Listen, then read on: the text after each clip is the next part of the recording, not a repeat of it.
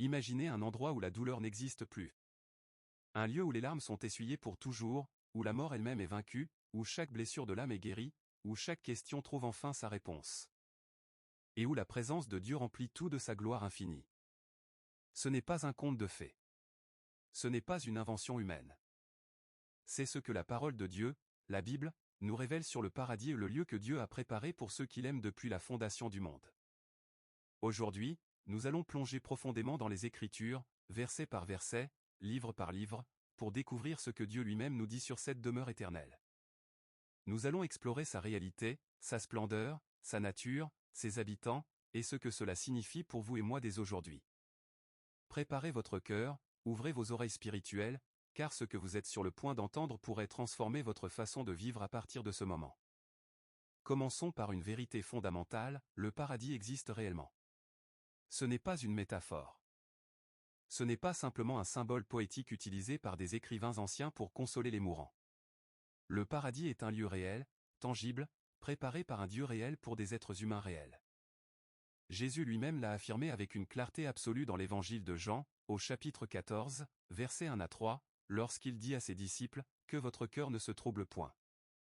Croyez en Dieu, et croyez aussi en moi.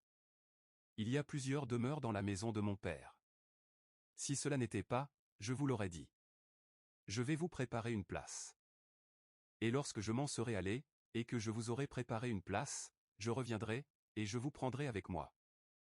Afin que là où je suis vous y soyez aussi. » Chaque mot de cette promesse est lourd de signification. Jésus dit plusieurs demeures. Le mot grec utilisé ici est eumoné, qui désigne des demeures permanentes, des résidences stables, non pas des auberges temporaires ou des halles de passage. Il dit « Je vais vous préparer une place ». Le verbe « préparer » indique une action délibérée, réfléchie, personnalisée. Dieu lui-même prépare votre place au paradis. Et il dit « Je reviendrai et je vous prendrai avec moi ». C'est une promesse de retour, une promesse de réunion, une promesse que la séparation n'est pas permanente. Mais avant d'aller plus loin, posons-nous une question importante, qu'est-ce que le paradis exactement selon la Bible ? Il existe en réalité plusieurs dimensions à comprendre lorsqu'on parle du paradis dans les Écritures, et il est essentiel de les distinguer pour avoir une image complète et précise. La première dimension est ce que les théologiens appellent le paradis présent ou le paradis intermédiaire. C'est le lieu où vont les âmes des croyants immédiatement après la mort, avant la résurrection finale. L'apôtre Paul en parle dans sa lettre aux Philippiens, au chapitre 1, versets 21 à 23, où il écrit « Car Christ est ma vie, et la mort m'est un gain. Mais s'il est utile pour moi de vivre dans la chair, je ne saurais dire ce que je dois choisir. Je me sens pressé des deux côtés, j'ai le désir de m'en aller et d'être avec Christ. Ce qui serait de beaucoup le meilleur. » Remarquez l'expression « être avec Christ ». Paul ne parle pas d'un état d'inconscience ou d'un sommeil sans rêve. Il parle d'une présence consciente et bienheureuse avec le Seigneur Jésus-Christ. C'est le paradis intermédiaire, un état de bonheur conscient en présence de Christ. Jésus lui-même a confirmé cette réalité lors de sa crucifixion. Lorsque le larron repentant sur la croix lui a demandé de se souvenir de lui quand il viendrait dans son règne, Jésus lui a répondu dans l'évangile de Luc, chapitre 23, verset 43. « Je te le dis en vérité, aujourd'hui tu seras avec moi dans le paradis. » Le mot « aujourd'hui » est crucial. Pas après une longue période d'attente. Pas après un processus de purification. Aujourd'hui. À l'instant même de la mort, l'âme du croyant passe en présence de Christ au paradis. L'apôtre Paul confirme encore cette vérité dans sa deuxième lettre aux Corinthiens, au chapitre 5, verset 8, où il écrit « Nous sommes pleins de confiance. Et nous aimons mieux quitter ce corps et demeurer auprès du Seigneur. » Quitter le corps, c'est être auprès du Seigneur. Il n'y a pas d'intervalle de temps subjectif, pas d'état intermédiaire d'inconscience. Le croyant qui meurt dans la foi entre immédiatement en présence du Dieu vivant.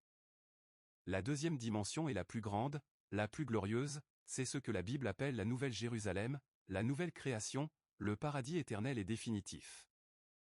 C'est la demeure finale de Dieu et de son peuple pour toute l'éternité. C'est là que tout culmine, là que toutes les promesses de Dieu trouvent leur accomplissement ultime. Et c'est là que nous allons passer la majeure partie de notre exploration aujourd'hui. Pour comprendre pleinement ce paradis éternel, nous devons nous tourner vers l'un des textes les plus extraordinaires de toute la Bible, le livre de l'Apocalypse. En particulier les chapitres 21 et 22. Ces chapitres constituent la révélation la plus détaillée et la plus complète du paradis que nous ayons dans toute l'Écriture. l'apôtre Jean, exilé sur l'île de Patmos, a reçu cette vision extraordinaire du Dieu Tout-Puissant, et ce qu'il décrit dépasse toute imagination humaine. Apocalypse 21, versets 1 à 4, « Puis je vis un nouveau ciel et une nouvelle terre, car le premier ciel et la première terre avaient disparu, et la mer n'existait plus. Et je vis descendre du ciel, d'auprès de Dieu, la ville sainte, la nouvelle Jérusalem, préparée comme une épouse qui s'est parée pour son époux. Et j'entendis une grande voix venant du trône, qui disait, Voici le tabernacle de Dieu avec les hommes. Il habitera avec eux, et ils seront son peuple, et Dieu lui-même sera avec eux, leur Dieu. Il essuiera toute larme de leurs yeux, et la mort ne sera plus, et il n'y aura plus ni deuil, ni cri, ni douleur. Car les premières choses ont disparu. » Arrêtons-nous sur chaque élément de ce passage extraordinaire. Un nouveau ciel et une nouvelle terre. Le mot grec kéno traduit par nouveau ne signifie pas une création ex nihilo entièrement différente, mais plutôt une création renouvelée, purifiée, transformée, portée à sa perfection originelle et même au-delà. C'est la création actuelle transfigurée par la puissance de Dieu, débarrassée de toute trace de péché, de corruption et de mort. Pierre, dans sa deuxième épître, au chapitre 3, verset 13, confirme cette attente, mais nous attendons, selon sa promesse, de nouveaux cieux et une nouvelle terre, où la justice habitera. La justice habitera pas seulement y passera, mais y habitera de manière permanente. C'est un lieu où tout est juste, où tout est bon, où tout est pur. La mer n'existait plus. Cette expression a souvent intrigué les lecteurs. Dans la symbolique biblique, la mer représente le chaos, la séparation, l'instabilité et souvent le danger. Dans l'Ancien Testament, la mer était associée aux forces du mal et du désordre cosmique. Sa disparition dans la nouvelle création signifie la disparition définitive de tout ce qui sépare, de tout ce qui menace, de tout ce qui crée l'instabilité. Ce n'est pas nécessairement l'absence littérale de tout plan d'eau, mais la disparition de tout ce que la mer représente, la peur, la séparation, le danger, le chaos. La nouvelle Jérusalem, préparée comme une épouse qui s'est parée pour son époux. Cette image nuptiale est l'une des plus belles et des plus profondes de toute la Bible. Le paradis est présenté comme une noce, comme la célébration ultime de l'union entre Dieu et son peuple. Tout comme une épouse se pare de ses plus beaux atours pour son bien-aimé, la nouvelle Jérusalem est préparée avec un soin infini pour accueillir ses habitants. C'est une image d'amour, de joie, de célébration et d'union. Voici le tabernacle de Dieu avec les hommes. Cette déclaration est peut-être la plus importante de tout le passage. Le tabernacle, dans l'Ancien Testament, était la tente de la rencontre, le lieu où Dieu manifestait sa présence parmi son peuple d'Israël. C'était le symbole de l'Emmanuel, Dieu avec nous. Dans la nouvelle création, ce qui n'était autrefois qu'un symbole partiel et temporaire devient une réalité pleine et permanente. Dieu lui-même vient habiter avec ses créatures pour toujours. La présence de Dieu n'est plus médiatisée par un voile, par un temple, par des rituels. Elle est directe, immédiate, totale. Il essuiera toute larme de leurs yeux. L'image est d'une tendresse bouleversante. Le Dieu Tout-Puissant, le Créateur de l'univers, qui soutient toute chose par sa parole, s'abaisse pour essuyer personnellement chaque larme de chaque visage. Chaque douleur que vous avez endurée, chaque injustice que vous avez subie, chaque perte que vous avez pleurée, tout cela sera effacé par la main douce et puissante de votre Père céleste. La mort ne sera plus. 4 mots qui contiennent une promesse d'une portée infinie. La mort, cet ennemi ultime de l'humanité, sera définitivement vaincue et abolie. L'apôtre Paul annonce ce triomphe dans sa première lettre aux Corinthiens, au chapitre 15, versets 54 à 55, « Alors s'accomplira la parole qui est écrite, la mort a été engloutie dans la victoire. Ô mort, où est ta victoire? Ô mort, où est ton aiguillon? » La victoire finale sur la mort n'est pas seulement spirituelle, elle est physique, totale et éternelle. Il n'y aura plus ni deuil, ni cri, ni douleur. Pensez à toutes les sources de souffrance dans ce monde, la maladie, la perte, la trahison, la déception, la solitude, l'injustice, la peur. Dans le paradis, toutes ces réalités douloureuses auront disparu pour toujours. Non pas refoulées ou supprimées, mais véritablement éliminées à leur racine, qui est le péché et la séparation d'avec Dieu. Maintenant, plongeons dans la description physique de la nouvelle Jérusalem que Jean nous donne dans Apocalypse 21 et 22. Ce que nous trouvons là dépasse tout ce que l'imagination humaine pourrait concevoir. Apocalypse 21, versets 10 à 14, « Il me transporta en esprit sur une grande et haute montagne. Et il me montra la ville sainte, Jérusalem, qui descendait du ciel d'auprès de Dieu, ayant la gloire de Dieu. Son éclat était semblable à celui d'une pierre très précieuse, d'une pierre de jaspe transparente comme du cristal. Elle avait une grande et haute muraille. Elle avait 12 portes, et sur les portes 12 anges, et des noms écrits, qui sont les noms des 12 tribus des fils d'Israël. À l'Orient 3 portes, au Nord 3 portes, au Midi 3 portes, et à l'Occident 3 portes. La muraille de la ville avait 12 fondements, et sur eux les 12 noms des 12 apôtres de l'agneau. La description est riche en symbolisme et en signification. 12 portes, avec les noms des 12 tribus d'Israël, c'est l'inclusion du peuple de l'ancienne alliance dans la demeure éternelle. 12 fondements portant les noms des apôtres, c'est l'inclusion du peuple de la nouvelle alliance. Ensemble, ils forment l'Israël de Dieu dans sa plénitude, le peuple de Dieu dans sa totalité à travers les âges. Continuons avec la description des dimensions de la ville. Apocalypse 21, versets 15 à 17, celui qui me parlait avait pour mesurer la ville, ses portes, et sa muraille, un roseau d'or. La ville était carrée, et sa longueur était égale à sa largeur. Il mesura la ville avec le roseau, 12 000 stades, la longueur, la largeur et la hauteur en étaient égales. Il en mesura la muraille, 144 coudées, mesure d'homme, qui est celle de l'ange. 12 000 stades, cela correspond approximativement à 2200 km dans chaque direction. La ville est cubique, sa longueur, sa largeur et sa hauteur sont égales. Un cube de 2200 km de côté. Pour vous donner une idée de l'échelle, cela représente environ la distance de Paris à Moscou dans chaque direction. Certains théologiens voient dans la forme cubique un écho du lieu très saint dans le temple de Salomon, qui était lui aussi cubique, le lieu de la présence manifeste de Dieu. La Nouvelle Jérusalem tout entière est le Saint des Saints, le lieu de la présence de Dieu. Les dimensions immenses de la ville témoignent de la capacité infinie du paradis à accueillir tout ce que Dieu a appelé depuis l'aube de l'humanité. Il y a de la place pour tous. Jésus l'avait dit, il y a plusieurs demeures dans la maison de mon Père. Le paradis n'est pas un lieu exclusif, surpeuplé, ou à capacité limitée. C'est une demeure d'une générosité et d'une grandeur infinie.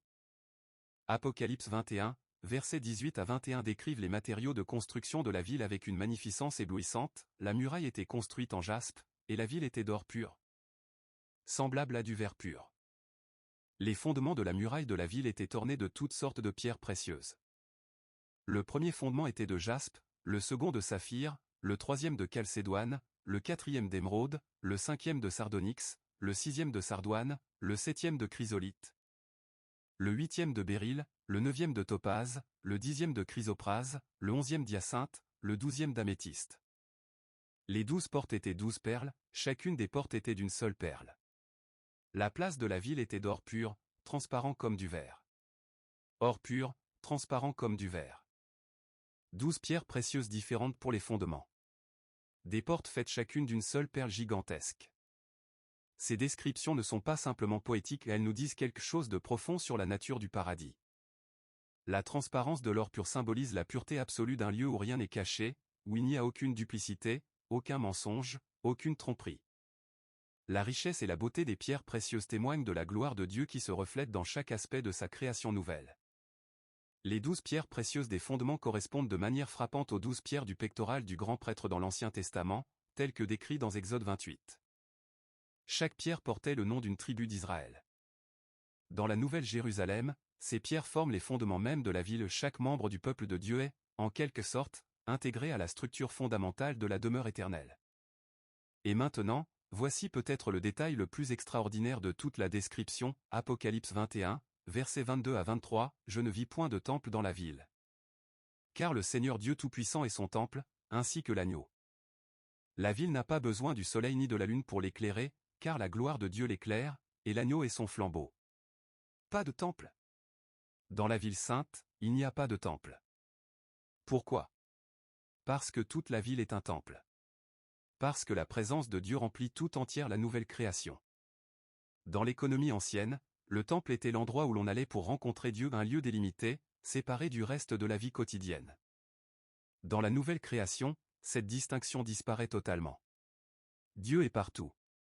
Sa présence imprègne chaque pierre, chaque rue, chaque moment de l'existence éternelle.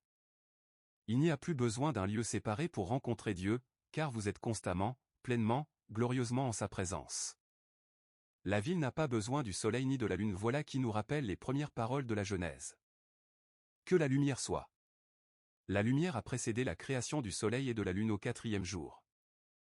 Dans la nouvelle création, cette lumière primordiale, la lumière qui n'est pas une lumière créée mais la lumière incréée de la gloire de Dieu lui-même, brille de manière permanente et suffit à tout illuminer. L'apôtre Jean confirme cela dans Apocalypse 22, verset 5, « Il n'y aura plus de nuit, et ils n'ont pas besoin de lumière de lampe ni de lumière du soleil, parce que le Seigneur Dieu les éclairera. Et ils régneront au siècle des siècles. » Apocalypse 21, versets 24 à 26 nous dit quelque chose d'étonnant sur la vie sociale et culturelle dans le paradis, les nations marcheront à sa lumière. Et les rois de la terre y apporteront leur gloire et leur honneur. Ces portes ne se fermeront point de jour, car il n'y aura point de nuit. On y apportera la gloire et l'honneur des nations. Les nations, les rois. La gloire et l'honneur des nations apportées dans la ville, voilà une vision qui suggère que le paradis n'est pas un lieu d'uniformité culturelle ou de grisaille spirituelle. Il y aura de la richesse, de la diversité, de la splendeur culturelle. Tout ce que l'humanité a produit de bon, de beau, de vrai, tout ce qui reflète la gloire de Dieu dans les cultures humaines à travers les âges, tout cela sera purifié, transformé et apporté dans la gloire éternelle. La musique, l'art, l'architecture, la science, la philosophie, la poésie et tout ce qui est vrai, beau et bon dans l'expérience humaine trouvera sa perfection et sa consécration dans la nouvelle création. Passons maintenant à Apocalypse 22, qui nous donne des détails supplémentaires d'une beauté saisissante sur la vie dans le paradis. Apocalypse 22, versets 1 à 5, l'ange me montra un fleuve d'eau de la vie, limpide comme du cristal, qui sortait du trône de Dieu et de l'agneau. Au milieu de la place de la ville et sur les deux bords du fleuve, il y avait un arbre de vie, produisant 12 fois des fruits, rendant son fruit chaque mois, et dont les feuilles servaient à la guérison des nations. Il n'y aura plus d'anathème. Le trône de Dieu et de l'agneau sera dans la ville, ses serviteurs le serviront et verront sa face, et son nom sera sur leur front. Il n'y aura plus de nuit, et ils n'ont pas besoin de lumière de lampe ni de lumière du soleil, parce que le Seigneur Dieu les éclairera. Et ils régneront au siècle des siècles. Un fleuve d'eau de la vie, c'est une image qui remonte au jardin d'Éden, décrit dans Genèse 2, verset 10. Un fleuve sortait d'Éden pour arroser le jardin. Dans la Nouvelle Jérusalem, ce fleuve coule du trône même de Dieu. L'eau est claire comme du cristal, transparente, pure, vivifiante. Dans l'évangile de Jean, au chapitre 4, Jésus a dit à la femme samaritaine, « Mais celui qui boira de l'eau que je lui donnerai n'aura jamais soif. Et l'eau que je lui donnerai deviendra en lui une source d'eau qui jaillira jusque dans la vie éternelle. » Ce fleuve du paradis est l'accomplissement ultime de cette promesse. L'arbre de vie, nous retrouvons encore l'écho de l'Éden, où l'arbre de vie se trouvait au milieu du jardin. Après la chute, l'accès à cet arbre a été interdit à l'humanité, car Dieu a dit qu'il ne fallait pas que l'homme prenne aussi de l'arbre de vie et vive éternellement dans son état de péché. Mais dans la nouvelle création, l'accès à l'arbre de vie est pleinement restauré.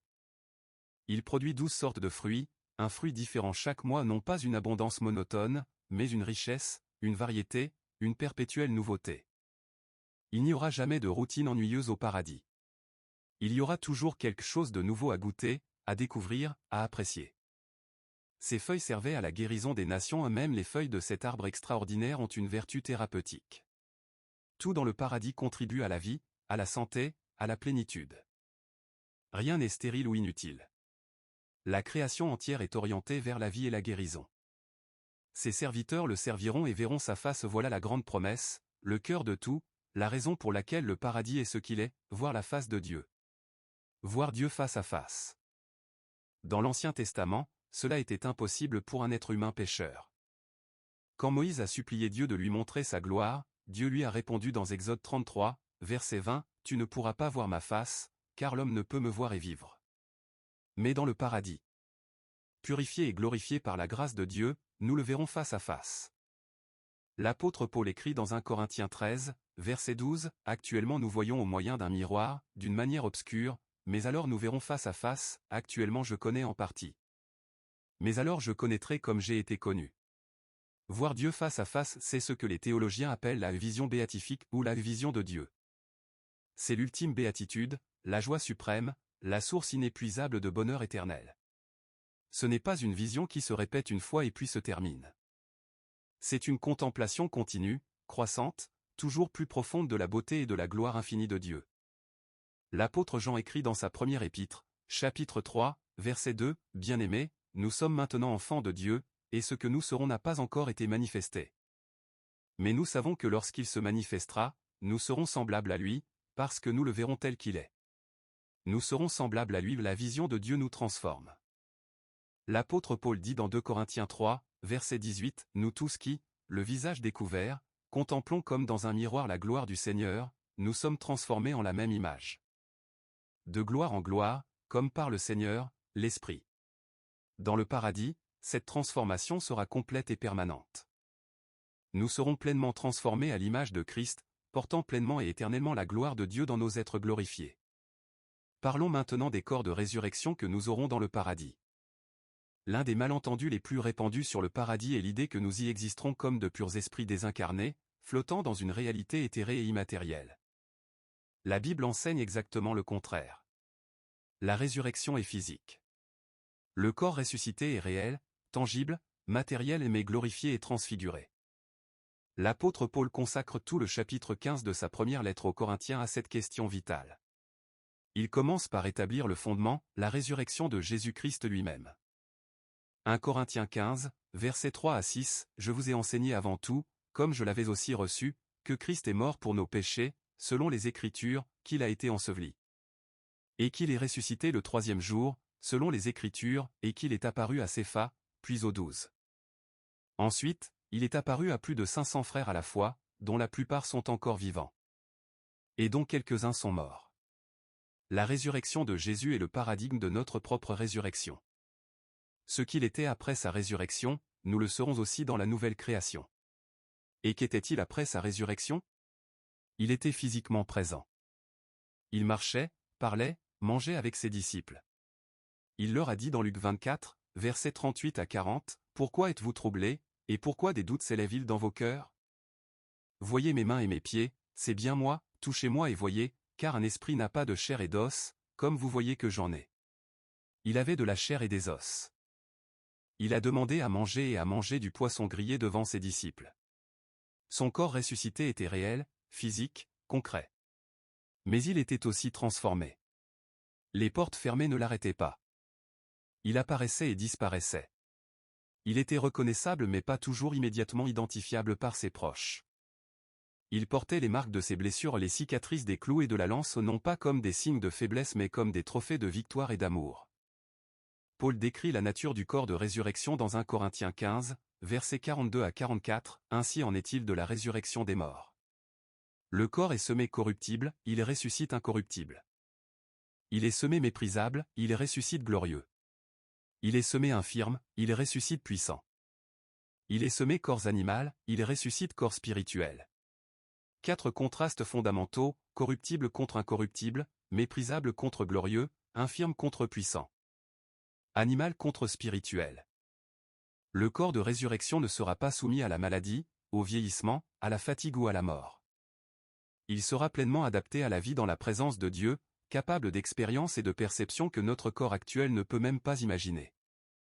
Plus loin, au verset 49, « Et de même que nous avons porté l'image du terrestre, nous porterons aussi l'image du céleste. » Et au verset 53. « Car il faut que ce corps corruptible revête l'incorruptibilité, et que ce corps mortel revête l'immortalité. » Ce n'est pas le remplacement de notre corps par quelque chose de totalement différent. C'est la transformation et la glorification de notre corps. La continuité est réelle, c'est votre corps, vos mains, votre visage, votre identité physique mais portée à leur perfection ultime et revêtue de la gloire immortelle. Quelle que soit la douleur que votre corps actuel vous cause, dans le paradis, ce même corps sera ressuscité parfait, glorieux, incorruptible. Pensons maintenant à ce que nous ferons dans le paradis. Voici encore un autre malentendu courant, l'idée que le paradis sera un endroit où nous resterons assis passivement à contempler Dieu dans une sorte d'extase statique. La Bible nous peint un tableau très différent. Le paradis sera un lieu d'activité, de travail significatif, d'exploration, de croissance et de service. Apocalypse 22, verset 3 dit, « Ses serviteurs le serviront. » Le mot traduit par « serviront » est le mot grec latreo, qui désigne un service actif. Un service de dévotion et d'adoration qui s'exprime par des actes concrets. Les habitants du paradis ne seront pas inactifs. Ils serviront Dieu de manière active et significative. Revenons au récit de la création dans la Genèse pour comprendre cela. Avant la chute, Dieu a confié à l'homme un mandat, dominer sur les poissons de la mer, sur les oiseaux du ciel, et sur tout animal qui se meut sur la terre. Et dans Genèse 2, verset 15. L'Éternel Dieu prit l'homme, et le plaça dans le jardin d'Éden pour le cultiver et pour le garder. Le travail précède la chute. Le travail n'est pas une conséquence du péché. La douleur et la peine liées au travail sont une conséquence du péché, mais le travail lui-même est un don divin. Une façon de participer à l'œuvre créatrice de Dieu et d'exercer la domination que Dieu nous a confiée. Dans la nouvelle création, ce mandat sera pleinement restauré et porté à son accomplissement ultime. Apocalypse 22, verset 5 dit, « Ils régneront au siècle des siècles ». Régner, c'est un mandat actif, une responsabilité, un service. Les rachetés de Dieu exerceront une domination réelle et significative sur la nouvelle création, non pas de manière tyrannique mais en reflet de la domination aimante et sage de Dieu lui-même. Jésus lui-même a donné des indications sur la nature de ce règne futur dans plusieurs de ses paraboles. Dans la parabole des mines, Luc 19, versets 17 à 19, le roi dit au serviteur fidèle, « Je te dis, sois établi sur 10 villes. » Et à un autre, « Toi aussi. Sois établi sur 5 villes. » La fidélité dans le temps présent résulte en une autorité et une responsabilité accrues dans l'ère à venir. Ce n'est pas une image d'inactivité passive, c'est une image de gouvernance active et de service significatif. L'apôtre Paul, dans 1 Corinthiens 6, verset 3, mentionne de manière intrigante que nous jugerons les anges. Ce que cela implique exactement est difficile à déterminer avec précision. Mais cela nous dit clairement que les rachetés auront des rôles et des responsabilités significatives dans l'ordre cosmique de la nouvelle création. Le paradis sera aussi un lieu de connaissance et d'apprentissage infini. L'apôtre Paul dit dans 1 Corinthiens 13, verset 12, « Je connaîtrai comme j'ai été connu. » Dieu nous connaît parfaitement à chaque pensée, chaque désir, chaque moment de notre existence. Dans le paradis, nous connaîtrons Dieu d'une manière analogue, pas omnisciente comme lui, bien sûr, mais d'une profondeur et d'une plénitude que nous ne pouvons pas imaginer maintenant. Et puisque Dieu est infini, que sa gloire est inépuisable, que sa beauté est sans fond, que sa sagesse est insondable, nous n'aurons jamais fini de le connaître. Il y aura toujours plus à découvrir, toujours de nouveaux aspects de sa gloire à contempler, toujours de nouvelles dimensions de son amour à explorer. L'éternité ne sera jamais monotone car Dieu lui-même est inépuisablement riche, varié et merveilleux. Pensez aussi à la connaissance de l'univers créé. Dans notre vie présente, nous avons à peine effleuré les mystères de la création. Les scientifiques estiment que l'univers observable contient plus de 2000 milliards de galaxies, chacune contenant des centaines de milliards d'étoiles. Et l'univers observable n'est peut-être qu'une infime fraction de l'univers total. Dans la nouvelle création, ressuscités avec des corps glorifiés et des capacités cognitives infiniment supérieures, qui sait ce que nous pourrons explorer? Découvrir et comprendre de la magnificence de l'œuvre créatrice de Dieu. Les relations dans le paradis, voilà un autre aspect qui touche profondément le cœur humain. L'une des douleurs les plus universelles et les plus déchirantes de l'existence humaine est la perte de ceux que nous aimons. La mort brise les familles, arrache les amis les uns aux autres, laisse des vides que rien dans ce monde ne peut combler. Est-ce que nous reconnaîtrons nos proches dans le paradis? Est-ce que les relations que nous avons forgées ici-bas auront une réalité dans l'éternité? La Bible répond avec force, oui.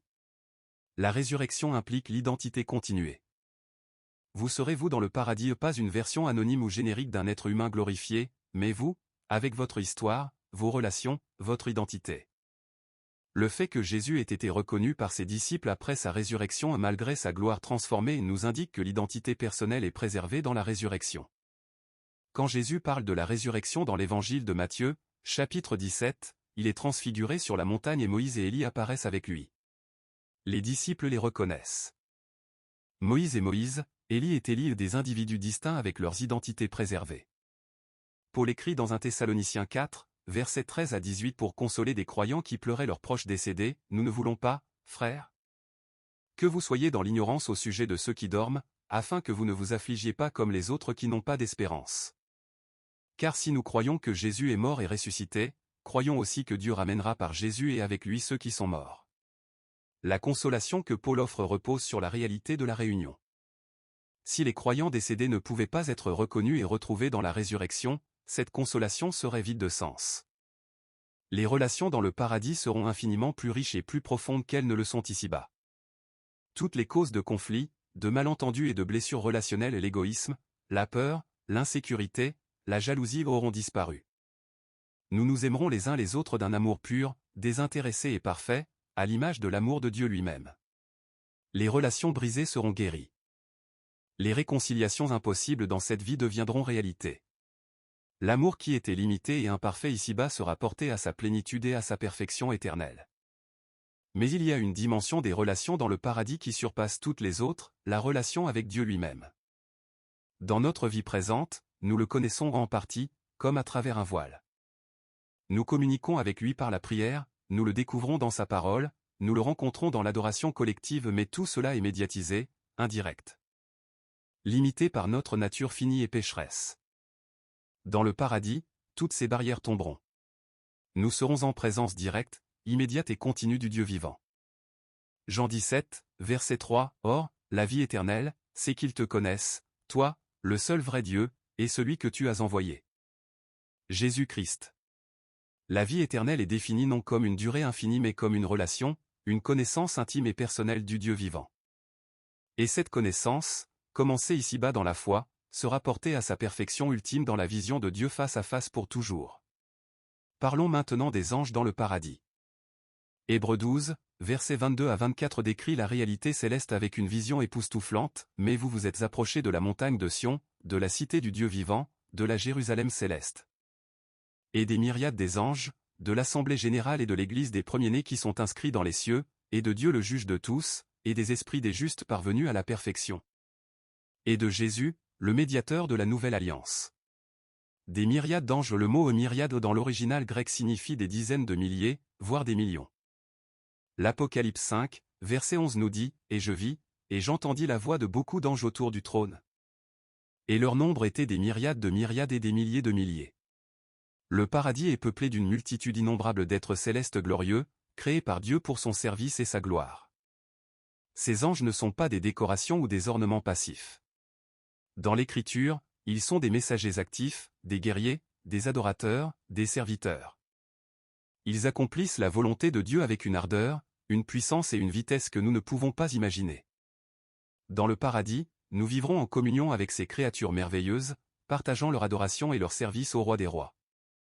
Mais qui sont les habitants humains du paradis? Hébreux 12 les appelle l'église des premiers-nés qui sont inscrits dans les cieux et les esprits des justes parvenus à la perfection. L'Apocalypse 7 nous donne une description extraordinaire de cette multitude. Apocalypse 7, versets 9 à 12, Après cela, je regardai, et voici, il y avait une grande foule, que personne ne pouvait compter, de toute nation, de toute tribu, de tout peuple, et de toute langue. Ils se tenaient devant le trône et devant l'agneau, revêtus de robes blanches, et des palmes dans leurs mains. Et ils criaient d'une grande voix, en disant, Le salut est à notre Dieu qui est assis sur le trône, et à l'agneau. Et tous les anges se tenaient autour du trône et des anciens et des 4 êtres vivants, et ils se prosternèrent sur leurs faces devant le trône, et adorèrent Dieu. Une grande foule, que personne ne pouvait compter, de toute nation, de toute tribu, de tout peuple, et de toute langue. Le paradis est une réalité multinationale, multiculturelle, multilingue. La diversité de l'humanité, loin d'être effacée, est célébrée et glorifiée dans la présence de Dieu. Chaque peuple, chaque culture, chaque langue a contribué quelque chose d'unique et de précieux à l'ensemble, et dans le paradis, cette contribution est préservée et honorée. Revêtue de robe blanche, la robe blanche symbolise la justice, la pureté et la victoire. Dans Apocalypse 3, verset 5, Jésus promet, « Celui qui vaincra sera revêtu ainsi de vêtements blancs. » Ce sont des vêtements de justice, non pas notre propre justice, mais la justice de Christ qui nous est imputée par la grâce et reçue par la foi. Dans le paradis, chaque habitant est revêtu de la justice parfaite de Christ. Il n'y a aucune honte, aucune culpabilité, aucune condamnation. La belle robe du Fils prodigue, donnée par son Père aimant à son retour, est une image de cette réalité éternelle.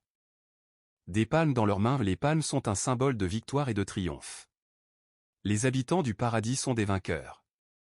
Ils ont traversé les épreuves de la vie terrestre, résisté aux assauts de l'ennemi, combattu le bon combat de la foi et ils ont vaincu, non par leur propre force mais par le sang de l'agneau.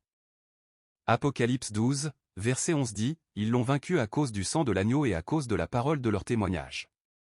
Le salut est à notre Dieu qui est assis sur le trône. Et à l'agneau voilà le cri de la multitude céleste. » Le salut vient entièrement et exclusivement de Dieu. Ce n'est pas notre bonté, notre religion, nos efforts religieux ou nos mérites qui nous ont conduits au paradis. C'est la grâce souveraine de Dieu, manifestée de manière ultime dans le sacrifice de l'agneau Jésus-Christ sur la croix du Calvaire. Parlons justement de l'agneau dans le paradis. Une des réalités les plus profondes et les plus émouvantes que la Bible révèle sur le paradis est la centralité de Christ, de Jésus l'agneau qui a été immolé. Apocalypse 5 nous dépeint une scène bouleversante où Jean pleure parce que personne n'est trouvé digne d'ouvrir le livre scellé, le livre qui contient les plans de Dieu pour l'histoire.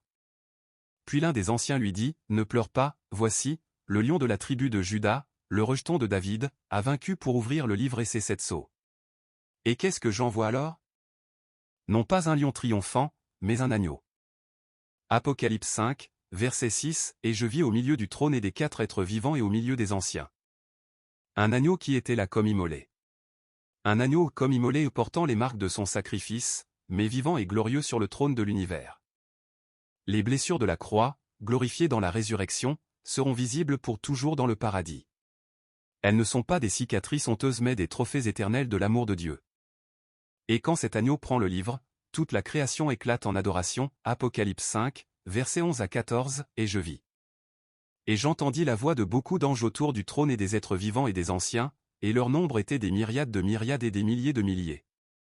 Ils disaient d'une grande voix, l'agneau qui a été immolé est digne de recevoir la puissance, les richesses, la sagesse, la force, l'honneur, la gloire et la louange. Et toutes les créatures qui sont dans le ciel, sur la terre, sous la terre, sur la mer, et tout ce qui s'y trouve, je les entendis qui disaient, à celui qui est assis sur le trône, et à l'agneau. Soit la louange, l'honneur, la gloire et la force, au siècle des siècles. Le paradis est théocentrique, centré sur Dieu. Et au cœur de cette centralité de Dieu se trouve Jésus-Christ, l'agneau immolé et ressuscité. C'est lui qui est au centre du trône, lui que les millions d'anges et de rachetés adorent sans cesse, lui dont la gloire remplit toute la nouvelle création. Dans le paradis, chacun de nos cœurs sera pleinement satisfait parce que chacun de nos cœurs sera pleinement focalisé sur celui pour qui nous avons été créés. L'apôtre Paul écrit dans Colossiens 1, verset 16, « Car en lui ont été créées toutes les choses qui sont dans les cieux et sur la terre, les visibles et les invisibles, trône, dignité, domination, autorité. Tout a été créé par lui et pour lui. Nous avons été créés par lui et pour lui. » Le paradis est le lieu où cette réalité est pleinement vécue et pleinement célébrée. Pensons maintenant à la question que beaucoup de gens se posent secrètement, est-ce que le paradis pourrait devenir ennuyeux? Pouvons-nous imaginer une éternité sans ennui, sans monotonie, sans sentiment de répétition lassante? Cette question révèle à quel point nos conceptions du paradis sont souvent influencées par des images incorrectes des nuages, des harpes, une sorte de léthargie perpétuelle. La vérité biblique est radicalement différente. L'ennui naît de 2 sources, l'absence de sens et l'absence de nouveauté. Dans le paradis, les deux sont impossibles. Il y a un sens infini parce que nous sommes en relation avec le Dieu infini dont la grandeur et la beauté sont littéralement inépuisables. Et il y a une nouveauté perpétuelle parce qu'il y a toujours plus de Dieu à découvrir, toujours de nouvelles profondeurs de sa gloire à explorer. Toujours de nouvelles dimensions de son amour à expérimenter. Apocalypse 21, verset 5 dit, « Celui qui était assis sur le trône dit, Voici, je fais toutes choses nouvelles. » Dans le paradis, Dieu fait continuellement toutes choses nouvelles. Ce n'est pas une nouveauté qui chasse l'ancienne, mais une nouveauté qui s'ajoute à la richesse de ce qui existe déjà. Approfondissant et enrichissant l'expérience de la gloire de Dieu sans jamais l'épuiser. Pensons aussi aux larmes essuyées. Apocalypse 21, verset 4 dit que Dieu essuiera toutes larmes de leurs yeux. Cela implique qu'il y aura peut-être un moment lors de notre entrée dans la gloire où nous verrons en rétrospective toute notre vie terrestre, toutes les souffrances, toutes les incompréhensions, toutes les injustices, et où nous comprendrons enfin le sens de tout ce que nous avons vécu. Et dans cette compréhension ultime, toutes les larmes seront essuyées pour toujours. L'apôtre Paul écrit dans Romains 8, versets 18 et 28, « J'estime que les souffrances du temps présent ne sauraient être comparées à la gloire à venir qui sera révélée pour nous. Et nous savons que toute chose concourt au bien de ceux qui aiment Dieu, de ceux qui sont appelés selon son dessein. Toutes choses même les plus douloureuses, même les plus incompréhensibles concourent au bien. » Dans le paradis, nous verrons comment chaque fil de notre histoire, même les plus sombres, a été tissé par la sagesse et l'amour de Dieu dans une tapisserie d'une beauté indicible. Revenons à l'évangile de Jean pour une autre perspective sur le paradis. Dans Jean 17, la prière sacerdotale de Jésus juste avant sa passion, il prie pour ses disciples et pour tous ceux qui croiront en lui. Verset 24, Père, je veux que là où je suis, ce que tu m'as donné soit aussi avec moi, afin qu'ils voient ma gloire, la gloire que tu m'as donnée. Parce que tu m'as aimé avant la fondation du monde. Je veux, ce n'est pas un espoir timide ou une suggestion prudente. C'est la volonté exprimée avec assurance du Fils éternel de Dieu. Il veut que vous soyez avec lui. Il veut que vous voyiez sa gloire. Votre présence dans le paradis n'est pas un accident ou une récompense que vous devez mériter, c'est l'objet du désir ardent du cœur de Christ depuis avant la fondation du monde. Afin qu'il voie ma gloire, la gloire de Christ et la lumière du paradis. Apocalypse 21, verset 23 dit que l'agneau est son flambeau. La gloire de Christ, sa beauté infinie, sa sainteté éblouissante, son amour sans fond, tout cela sera pleinement révélé dans le paradis. Ici-bas, nous en voyons des aperçus fugaces dans la parole, dans l'adoration, dans les moments de grâce particulière. Mais dans le paradis, ce voile sera entièrement levé et nous contemplerons la gloire de Christ dans toute sa plénitude éternelle. La gloire que tu m'as donnée parce que tu m'as aimé avant la fondation du monde, la gloire de Christ dans le paradis n'est pas seulement la gloire de sa victoire sur la mort. C'est la gloire éternelle qu'il avait avec le Père depuis avant la création. Jean 17, verset 5, et maintenant toi, Père, glorifie-moi auprès de toi-même de la gloire que j'avais auprès de toi avant que le monde fût. Cette gloire éternelle et antécréationnelle, nous serons admis à la contempler pour toujours. Examinons maintenant quelques passages supplémentaires de l'Ancien Testament qui projettent de la lumière sur la réalité du paradis. Les prophètes hébreux ont eu des visions du futur qui correspondent et enrichissent la révélation du Nouveau Testament. Ésaïe 65, versets 17 à 25 est l'un des passages les plus extraordinaires de tout l'Ancien Testament sur la nouvelle création, car voici, je crée de nouveaux cieux et une nouvelle terre. On ne se souviendra plus des premières choses, et elles ne reviendront plus à l'esprit. Mais vous serez dans la joie et dans l'allégresse à perpétuité, pour ce que je vais créer. Et dans ce passage, Dieu décrit les caractéristiques de cette nouvelle création. Les habitants y construiront des maisons et y habiteront eux-mêmes. Ils planteront des vignes et en mangeront les fruits. Ils ne travailleront pas en vain. Leur progéniture sera bénie. Et au verset 25, une image poétique extraordinaire, le loup et l'agneau paîtront ensemble, le lion mangera de la paille comme le bœuf, et le serpent aura la poussière pour nourriture. Il n'y aura plus ni mal ni dommage sur toute ma sainte montagne, dit l'Éternel. Cette image de la réconciliation entre prédateurs et proie, entre le lion et l'agneau, symbolise la restauration de l'harmonie originelle de la création et plus encore. La violence qui imprègne le monde naturel depuis la chute sera abolie. La nouvelle création sera caractérisée par la paix, la plénitude, le shalom, ce mot hébreu qui signifie non seulement l'absence de conflit mais la présence positive de tout ce qui est bon, juste et beau. Ésaïe 25, versets 6 à 8, l'Éternel des armées préparera pour tous les peuples sur cette montagne un festin de mets succulents, un festin de vin vieux, de mets succulents et moelleux. De vin vieux et purifié. Il détruira la mort pour toujours, le Seigneur, l'Éternel, essuiera les larmes de tous les visages. Le festin, l'image du banquet revient constamment dans la Bible comme symbole du paradis. Jésus lui-même parle souvent du festin du royaume dans ses paraboles. Dans Luc 14, verset 15, un des invités s'exclame « Heureux celui qui mangera du pain dans le royaume de Dieu ». Et dans Matthieu 8, verset 11, Jésus dit « Je vous dis que plusieurs viendront de l'Orient et de l'Occident, et seront à table avec Abraham, Isaac et Jacob, dans le royaume des cieux. » L'image du festin n'est pas seulement symbolique. Elle pointe vers une réalité physique réelle. Dans la nouvelle création, avec nos corps glorifiés ressuscités, nous mangerons et boirons à la table du roi. L'Apocalypse 19, verset 9 parle du festin de noces de l'agneau comme de la grande célébration du paradis.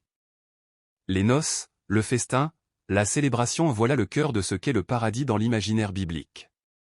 Ce paradis est réel. Ses promesses sont vraies. Ce Dieu est fidèle. Et il vous invite aujourd'hui, maintenant, à vous approcher de lui avec foi, à recevoir le don de son salut, à entrer dans la famille de ceux dont le nom est inscrit dans le livre de vie de l'agneau. Vous pouvez lui parler dès maintenant, dans le secret de votre cœur, et lui dire, « Seigneur Jésus, je crois en toi. Je reconnais mon péché et mon besoin de toi. Je reçois ton sacrifice sur la croix comme le paiement de toutes mes fautes.